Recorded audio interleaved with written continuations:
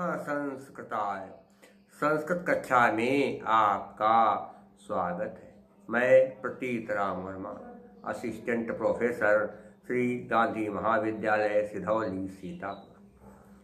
आज BA भाग 1 के अंतर्गत मैं महाकवि कालिदास विरचित अभिज्ञान शाकुंतलम आपको पढ़ाने जा रहा हूँ।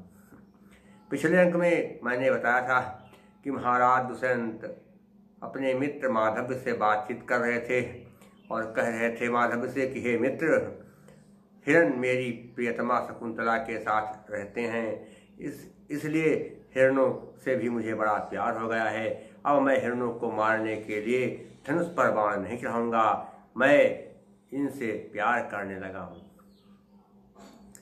उसी समय सेनापति आया, उसने महाराज को प्रणाम किया। फिर महाराज से कहा, महाराज शिकार में तमाम गुण हैं। और सेनापति ने महाराज दुष्यंत से शिकार के गुणों का वर्णन किया।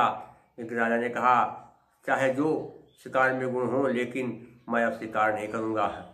और जो भी सैनिक तुम्हारे साथ यहाँ आ चुके हैं आश्रम प्रांत में, उन सारे सैनिकों को तुम वापस लौटा दो। आश्रम में किसी प्रकार का कोई विघ्न उपस्थित नहीं होना चाहिए, क्योंकि अगर कोई विघ्न उपस्थित हुआ तो उसका परिणाम भी बुरा हो सकता है। राजा ने कहा कि हे सेनापति,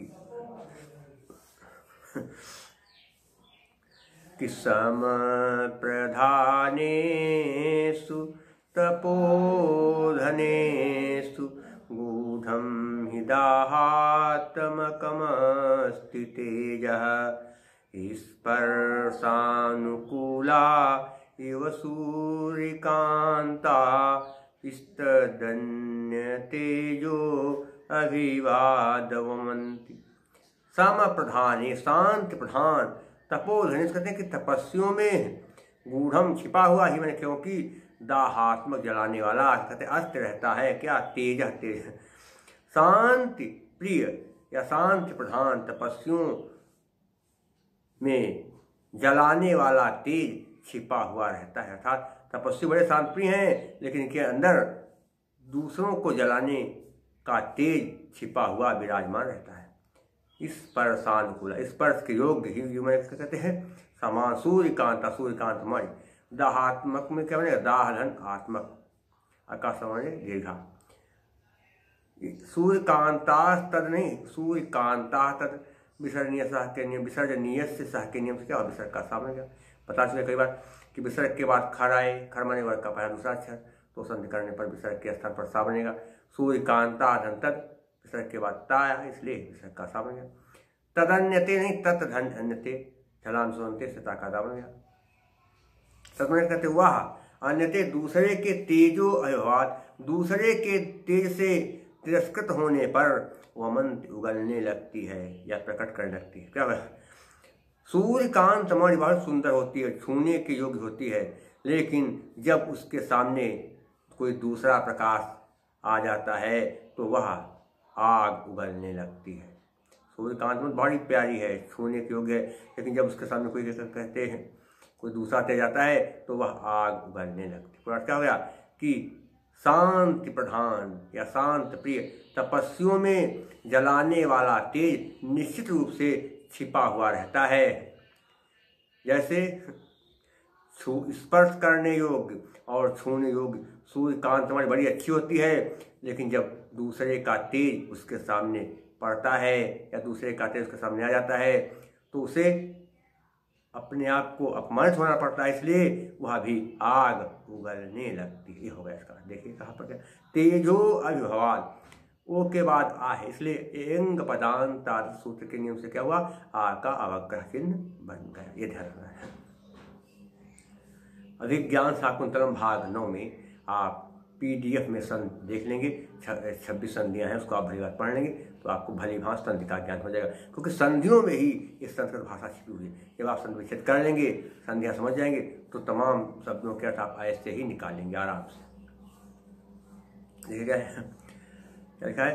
अब देखना क्या कहते हैं? समा, सम प्रधानेश, समः प्रधानम एषु तेषु, बहुवी समास है। और क्या है? स्पर्श अनुकूल, स्पर्श और अनुकूल क्या होगा? इसमें अगर करें तो क्या बन जाएगा?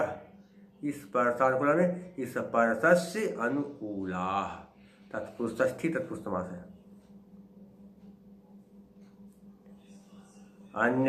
अन्यते तेजु अन्य तेजु में अन्यस्ते तेजु षष्ठी तत्पुरुष समास है। और इसके अलावा दाहात्मक में णौ प्रत्यय है।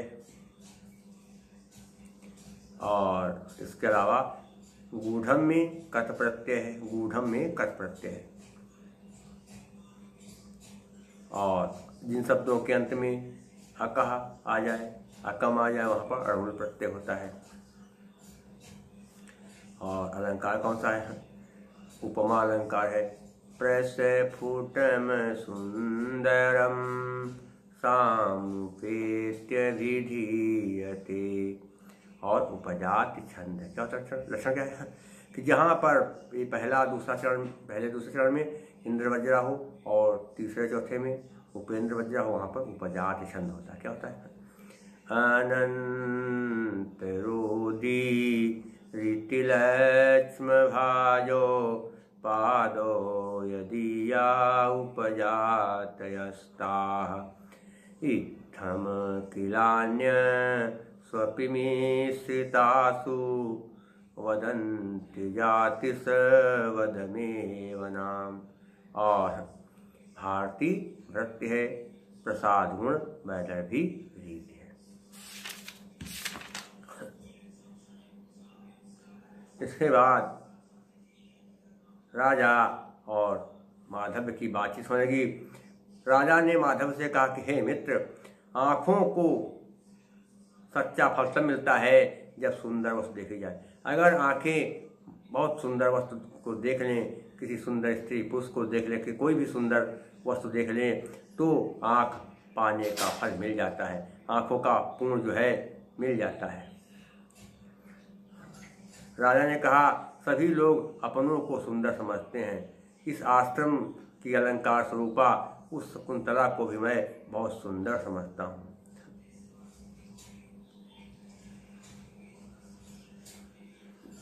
माधव ने कहा, महाराज, लगता है आप उस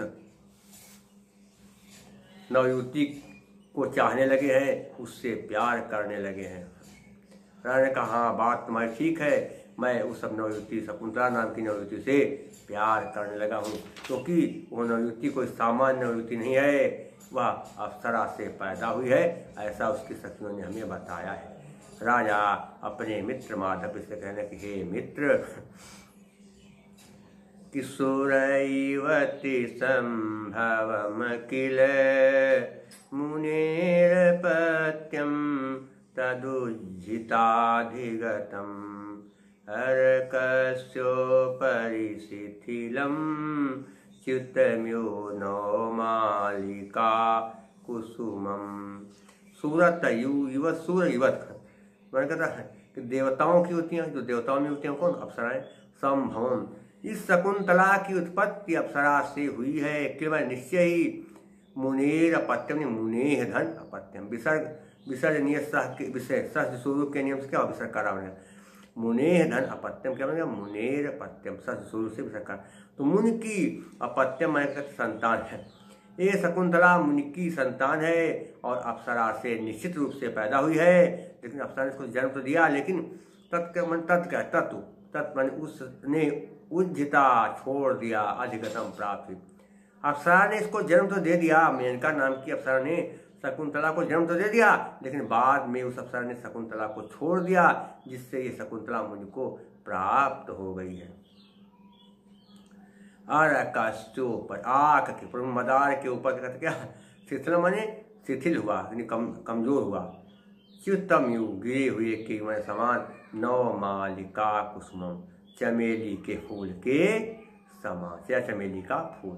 क्या हो गया कि शिथिल होकर मदार, शिथिल होकर धतूरा, आग में धतूरा, शिथिल हो करके धतूरे के, शिथिल हो करके धतूरे के वृक्ष पर गिरे हुए चमेली के फूल के समान ये ऋषिपुत्री मेनका अप्सरा द्वारा त्यागे जाने पर मुनि को प्राप्त हुई है।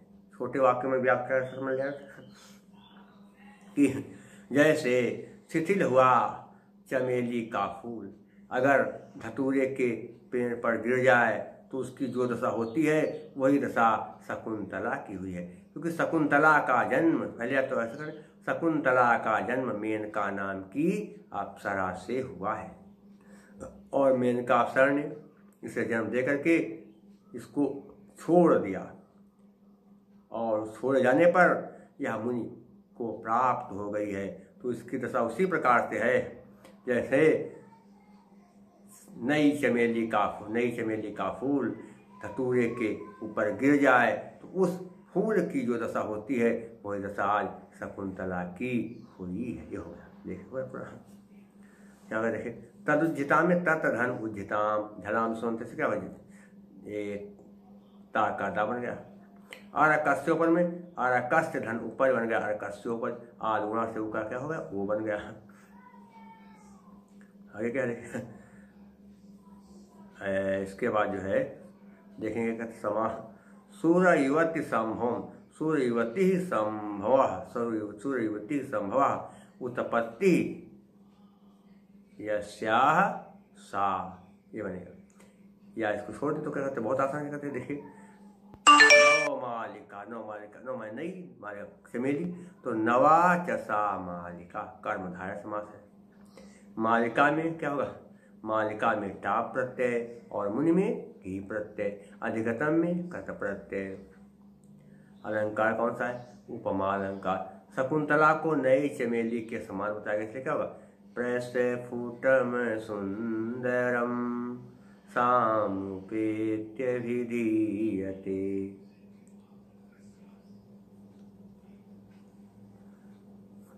और अगर देखा है तो इसमें काबिलिंग भी है, क्योंकि मुनि को क्यों प्राप्त हो, शकुंतला की माता ने उसको छोड़ दिया था इसलिए उसको मुनि को प्राप्त हो गई, तो काबिलिंग भी है। और इसके अलावा क्या है, छंद कौन सा, आर्या छंद है। आर्या छंद में बता चुके कई बार, पहले तीसरे में 12 मात्राएं होती हैं, और दूसरे में पहले तीसरे में 12, दूसरे में 18 और चौथे में 15 मात्राएं होती हैं। क्या होता है कि यस्याह पादे प्रथमे 12 मात्रा इस्तथा तृतीये अपि 18 द्वितीये चतुर्थके 15।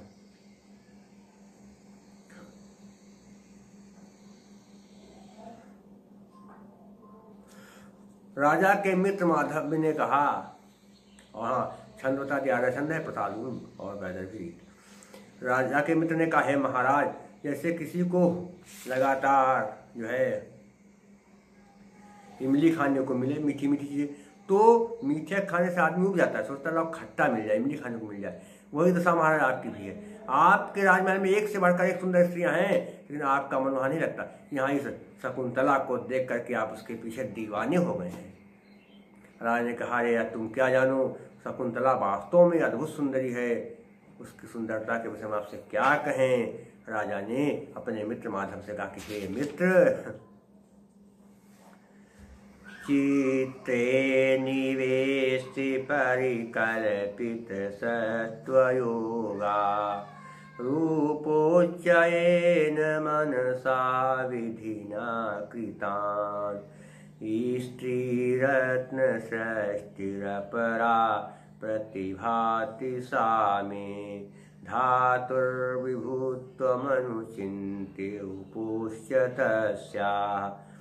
चित्रे निवेश, क्या अर्थ हुआ कि चित्र में निवेश माने चित्रित करके बना करके, चित्र में बना करके परिकल्पित, क्या होगा कि परिकल्पित सत्व होगा, प्राणों का संचार करके, परिकल्पित सत्व में प्राणों का संचार किया।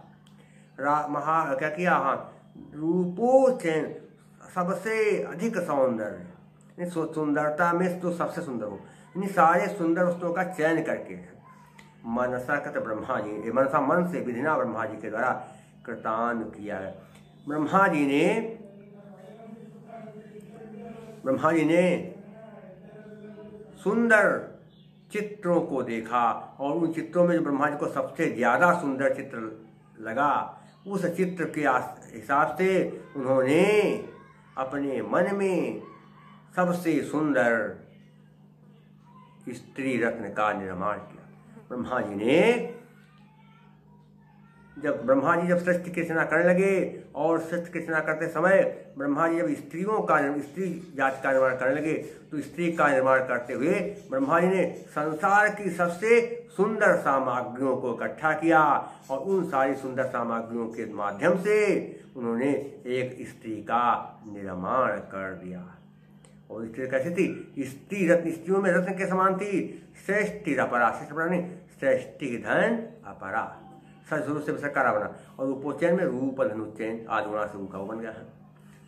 अपरा में अद्भुत प्रतिभा लग रही है। सामान्य वह में मन मुझे, वह स्त्री जो है शकुंतला स्त्रियों में रत्न के समान है और मुझे बिल्कुल अद्भुत लग रही है। वो बिल्कुल सबसे अलग लग रही है, इतनी ज्यादा सुंदर को सबसे अलग लग रही है कि धातु विभुत्व, धातु ने ब्रह्मा जी के द्वारा, विभुत्व माने श्रेष्ठ शक्ति या निर्माण सामर्थ्य, अनुचिंत्य विचार करके वपुष्य वपुह धन चा विसर्णीय सा के नियम से क्या विसर्ग का सा बन गया। वपु में शरीर चावने और तस्या में उसके क्या हो गया हट की उसके ब्रह्मा जी ने उसके शरीर के निर्माण के समय सारे सौंदर्य पर विचार किया कि सबसे ज्यादा सुंदर कौन संसार में वस्तु है। और उस हिसाब से ब्रह्मा जी ने नारी के शरीर का निर्माण करना शुरू कर दिया। पूरा क्या हुआ कि ब्रह्मा जी सृष्टि की रचना करने में समर्थ हैं।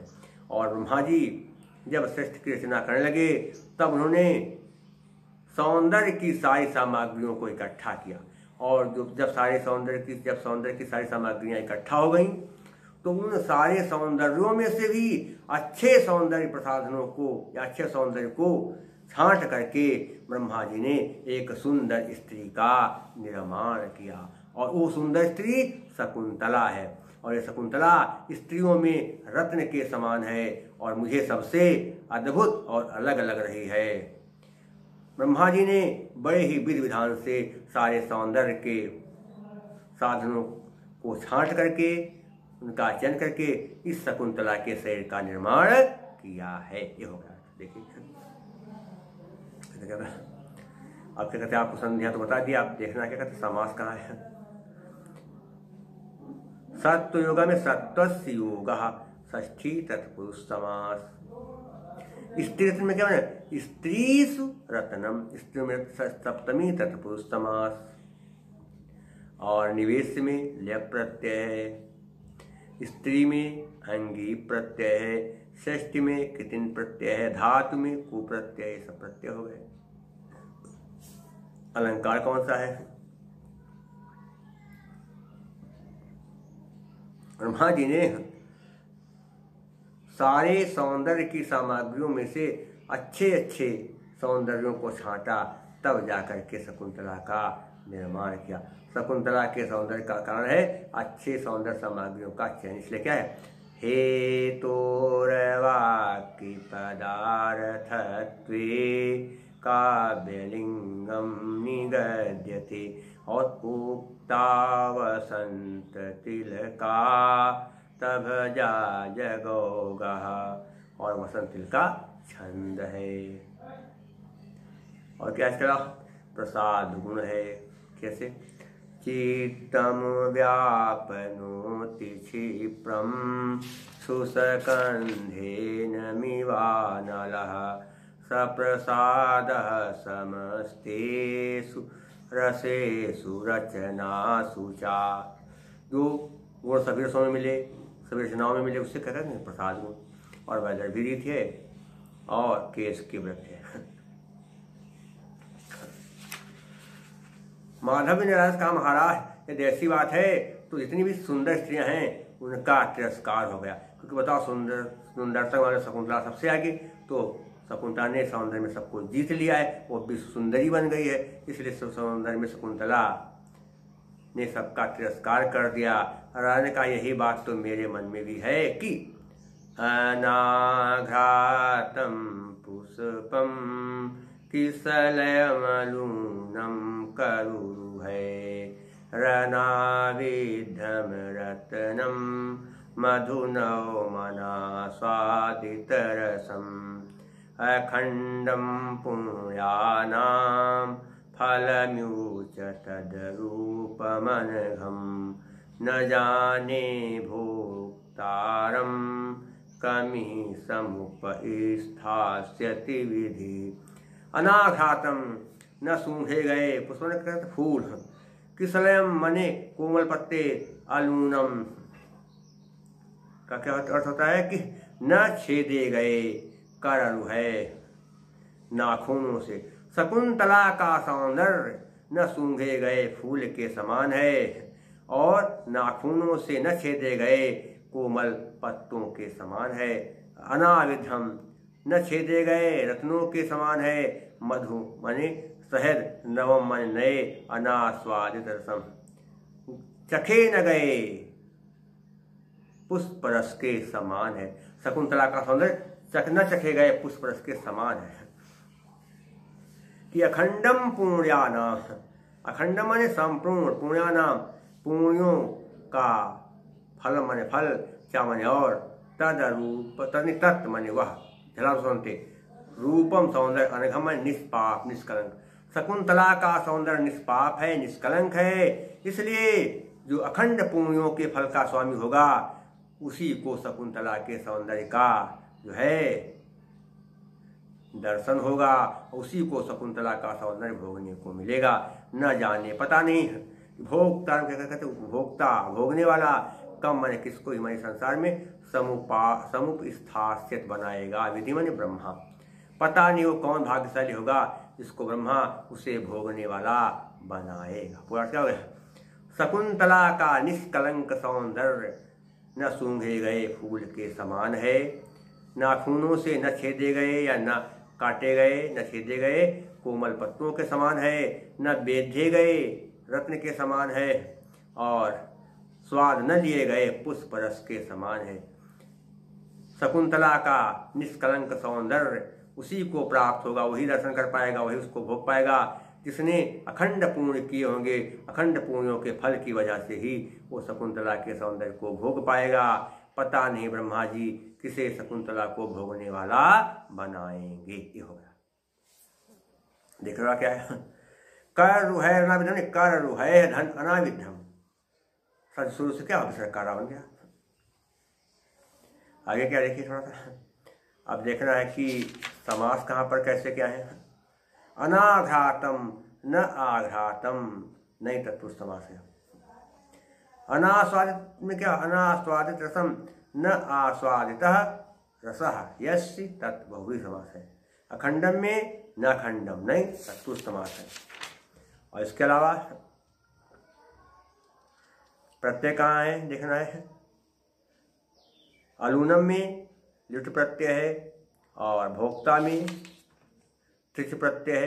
पुल्लिंग शब्द हो, पुल्लिंग शब्द हो, अंत में बड़ा की मात्रा तो क्या होगा, त्रिच प्रत्यय होगा। अनाघातम में कत प्रत्यय आ धन घा धन कत प्रत्यय है, और बता दिया। अलूनम में दुट प्रत्यय और विधि में घी प्रत्यय। अलंकार कौन सा होगा कि शकुंतला के विशेषण बताया गया, क्या होगा, उक्तैर विशेषणैः साभिप्राय परिकरो मतः। परिकर अलंकार है, और इसके अतिरिक्त क्या है, रसैः रुद्रैश्च छिन्ना यमन सभलागः शिखरिणी, शिखरिणी छंद है, और प्रसाद गुण है वैदर्भीजित। क्या है वैदर्भीजित का बता चुके पहले ही। माधुर्य व्यंजक वर्णे रचना ललितात्मका, आवृत्तिरल्पवृत्तिरवा वैदर्भीरीतिरिष्यते। वैदर्भी रीति है और केश की वृत्ति है। शेष मैं आपको अगले अंक में पढ़ाऊंगा।